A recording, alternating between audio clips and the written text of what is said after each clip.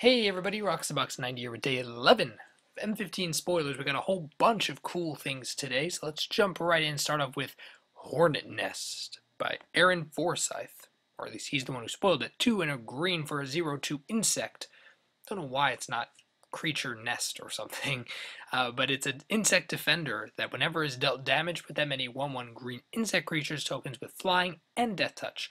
Realize this is a card. Yes, the Hornet Queen is a card in M15 and it's pretty sweet, and it also makes 1/1 green insect creature with flying and death touch. Hopefully that means they're going to make a token that will be this way, because I don't think we've had a green insect token like that before.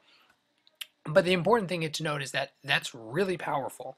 An O2 defender that when it blocks or throws itself in front of something, you get that many tokens. Wow. Realize you can also kill it yourself for advantage if you can instant speed. If you have any combat trick, or you can burn it as a combat trick to kill stuff, which is huge. I think in limited it's going to be obnoxious and insane, which is why it's a rare, because I think if it was uncommon it'd be too powerful for limited. And I think this does have serious constructed options, because if you can get this out quickly on turn 2, you ramp out turn 1 to get this turn 2 or something to the like that nature, this card becomes quickly incredibly annoying. And I think it's gonna see a good amount of play, potentially even in Commander. I think it does have potential. Then we got a card here that's not in English. It's called Prismatic Rune Guard. Look at that Final Fantasy art. 5 mana for an aura, which automatically makes you nervous. 5 mana? It's got to be really good. Enchant creature gets 2/2. Yay. And protection from all colors. That's ridiculous. Really, Wizards? Weren't you the ones who were trying to make it that hexproof and invisible stalker and things like that just don't happen? Because making a card that can't be blocked by anything except artifacts and can avoid most any removal is kind of obnoxious. I mean, for me, hexproof decks were slowly moving out of standard, and we were hoping to avoid any sort of hexproof phenomena. We've had it before, and their decks are really strong and really obnoxious. This card, I think, could potentially help bring them back. It's one of the cards that potentially will help bring them back. But the main thing to note, in limited, this card is probably going to be insane. Again, that's why it's rare. It's going to be insane in limited, because it makes your huge creature invincible, effectively. I don't know if it's powerful enough for constructed standard, because it's 5 mana for potential 2-for-1 if Wrath exists, which Wraths always exist.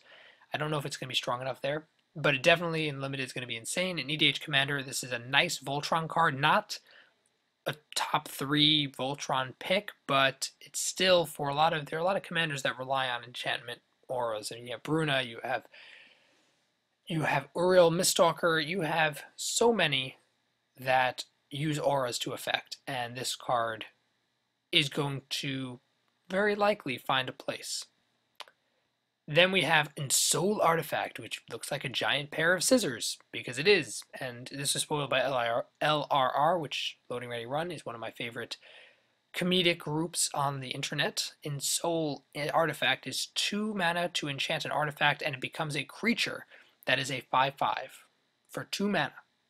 So of course people have been talking about Darksteel Citadel being in this set. Realize it's an artifact land, which means you can turn your Darksteel Citadel into a 5/5 indestructible creature for 2 mana. Whoa. Yes, that will be a thing in limited. I do think that has a good shot, given that the rarities. The people will be doing that.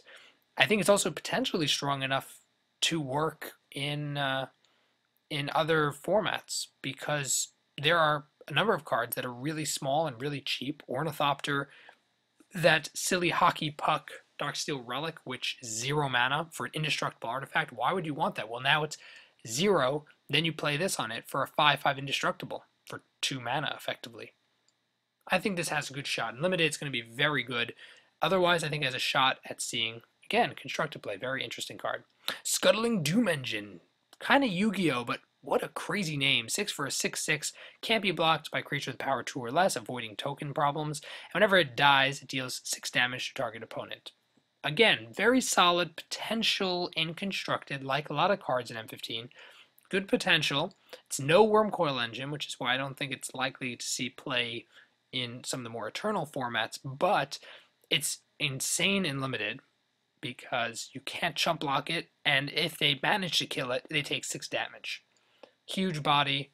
Of course, in limited, it's insane, and we'll have to see if it actually becomes something constructed. Last up, Colonian Twin Grove. Finally, another tree folk. 6 for a star. Seems a lot, right? Power and toughness equal to number of forests you control. Yay, mono green devotion. That thing, maybe. Except he's only 5 and a green. Maybe that's why. When he enters the battlefield, put a green tree folk warrior creature token that's the same as himself. This card, it reminds me of things like Armada Worm. And I think in a mono green deck, this card could be ridiculous. Think about in limited, dropping 2 6 for 5/5s. Or 6 for 4/4s even, is fantastic and limited, which is why it's a rare. And I do think in Mono Green Devotion, this could be a thing. 6 for 6/6, 6 for 2 6/6s could potentially be really insane. So that's what we have today for the spoilers. I'd love to hear what you guys think about all this goodness. M15 continues to surprise and draw me in. I'm really excited for it to come out. I can't wait to play limited environment. And I'll be coming to you guys with some limited set review information once M15 is fully spoiled, as well as pre-release info, so you guys are ready to go and ready to rock your local pre-release. So stay tuned for that, and if you enjoyed the video, tap the like button. If you're new to the channel, check in and subscribe. As always, RoxyBox90 signing out. See you guys next time.